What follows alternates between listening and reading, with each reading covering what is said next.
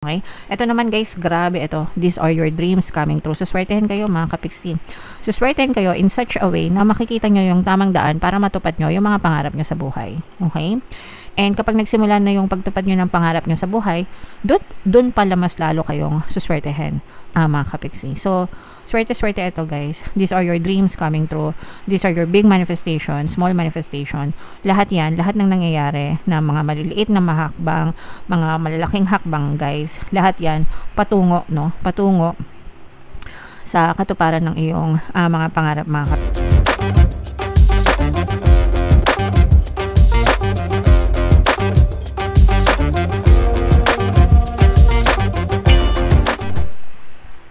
Hello guys, hello Aries, welcome back to Pinay Pixie Tarot. Ang pamagat ng episode natin for tonight is mid-month kapalaran para ngayong September 16 to 30 para sa Aries, Sun, Moon, Rising Sign and Venus. So, unahin natin tong deck na to guys. By the way, meron na tayong 2026 pick a card kapalaran mga kapiksi. Kung hindi nyo pa napapanood, punta lang kayo sa ating homepage para mapanood nyo guys.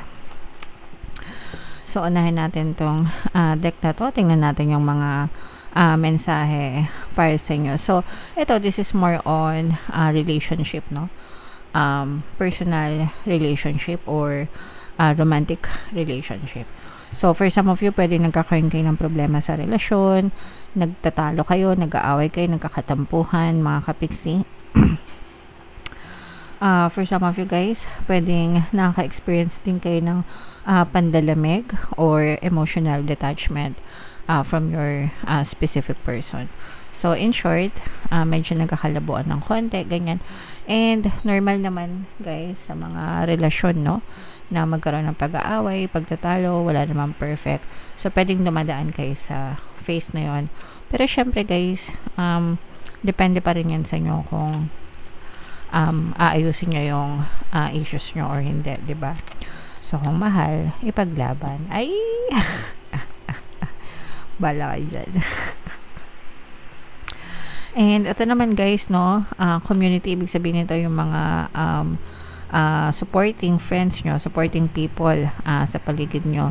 You will feel connected with them guys, especially kung minsan kasi 'di ba pag nagkakaroon tayo ng problema sa relasyon, tumatakbo tayo sa mga kaibigan natin, sa mga mahal natin sa buhay para malibang tayo or mailabas yung mga sama ng loob natin sa mga jowa natin, mga kapiksi. So for some of you, you are spending more time with your friends, with your family.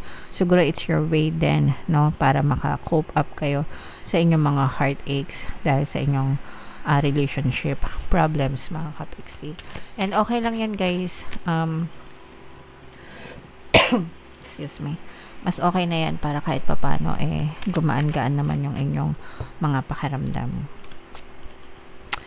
And another message for you. Ito naman guys, makinig kayo sa emotion nyo, mga kapiksi. Listen to your emotion. Listen to your intuition. Always kayong magdasal. Yung emotion kasi natin guys, sumusunod yan palagi sa ating pattern of thoughts, no? Pag positive yung iniisip natin, positive din yung nararamdaman natin. And kapag negative yung iniisip natin, negative din yung nararamdaman natin.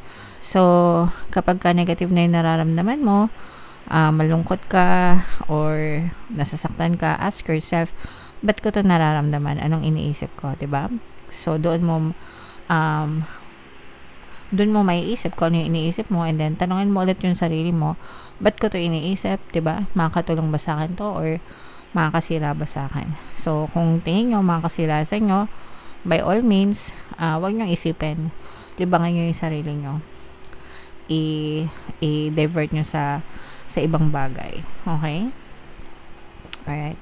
So, comment down below, Aries, if feeling nyo naka-resonate kayo dyan sa mga mensahe. Shuffle natin to guys. Habang sinushuffle ko to, panoorin nyo muna yung video natin regarding sa ating paano mag-manifest ng abundance video course. Kapiksi, sawa ka na ba sa mga struggles at hirap sa buhay mo? Masipag ka ba at masikap sa buhay ngunit hindi ka pa rin umaasenso? Ilang beses ka na bang nag-attempt mag-negosyo at mag-invest pero palagi ka pa rin nalulugi? Sa pagkakataon na ito ay maaaring may subconscious beliefs ka na nagiging balakid sa iyong pag-unlad at pagyaman. Introducing, paano mag-manifest ng abundance video course. Dito ay matututunan mong ma-overcome ang mga balakid mo para tuluyan ka ng umunlad, umasenso, sumagana, maging matagumpay, successful at maswerte sa iyong kabuhayan, pera, trabaho, negosyo, salapi at kaperahan ng bonggang-bongga. Dali, mag-send na ng email sa pinoypixie@gmail.com at simulan na ang iyong pagyaman ngayon. Alright, so sa lahat ng gusto mag-avail ng course guys, naka-flash sa screen nyo. Una, meron tayong paano mag-manifest ng abundance video course. Meron din tayong paano mawala ang third party at magkaroon ng harmonious na relationship. And meron din tayong paano pabalikin si ex vice breakup. Sa mga interesado guys, mag-send lang kayo ng email sa pinoypixie@gmail.com. So, Aries guys, kayo ay represent ng Queen of Wands sa ating spread. Latag natin yung spread nyo guys. And sa mga naghahanap ng mga pampaswerte na lucky charms or lucky bracelet, may mga items guys na makikita kayo sa description box itong video. Check nyo yung mga items lang mga kapiksi. So, ito yun. Meron tayong aventurine at saka citrin guys. So, check out nyo na mga kapiksi. So, this is both negative and positive mga kapiksi. Unahin muna natin yung negative guys. No? Kasi for some of you, maaring may kaaway kayo or maaring may makaaway kayo. Ito yun sa ano guys. Sa relationship to. So, ito yung lumabas na energy mga kapiksi no, sa love and sa relationship mga kapiksi. Especially kung bago-bago pa lang yung relasyon nyo guys. Parang pwedeng nasa adjustment period pa lang kayo. And parang kinakapa nyo pa sa yung isa't isa mga kapiksi. Nasa adjustment period. Syempre kapag nasa adjustment period guys, hindi nyo pa masyadong kabisado yung ugali ng person nyo mga kapiksi. So ito, ang nararamdaman natin dito guys is more on palitan ng maanghang na salita. So pwedeng meron siyang nasabi sa'yo na hindi maganda or nasabi ka sa kanya na hindi maganda.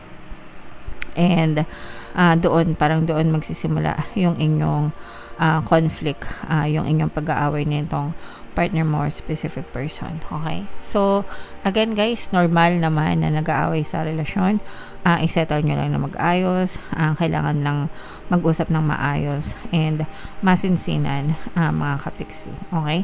Ito naman guys, grabe ito. These are your dreams coming true. So, swertehin kayo mga kapiksi. Suswertein kayo in such a way na makikita nyo yung tamang daan para matupad nyo yung mga pangarap nyo sa buhay. Okay? And kapag nagsimula na yung pagtupad nyo ng pangarap nyo sa buhay, dun pala mas lalo kayong suswertehin mga kapiksi. So, swerte-swerte ito guys. These are your dreams coming true. These are your big manifestation, small manifestation. Lahat yan, lahat ng nangyayari na mga maliliit na mahakbang, mga malalaking hakbang guys. Lahat yan patungo, no? Patungo sa katuparan ng iyong mga pangarap mga kapiksi. Talagang mapapansin mo yung unti-unting pagbabago, unti-unting changes sa buhay mo, and unti-unti rin magbabago yung swerte sa buhay nyo mga kapiksi. Okay? So, i-mind nyo na to guys, itong mga swerte sa pangarap, dreams coming true, wishes coming true, and ganun din guys sa mga negosyante. Kung kayo ay may mga negosyo mga kapiksi, or may mga investment guys, magiging maganda din yung takbo ng mga negosyo nyo or mga pinagkakakitaan nyo, lalo na kung kayo ay partner, no, or may partnership or may collaboration sa inyong negosyo, mas lalo pang mag-heightened yung mga business nyo guys. Okay? Alright. So, yeah. I-mind nyo na yan, guys. Swerte sa negosyo, swerte sa mga pangarap, mga kapiksi.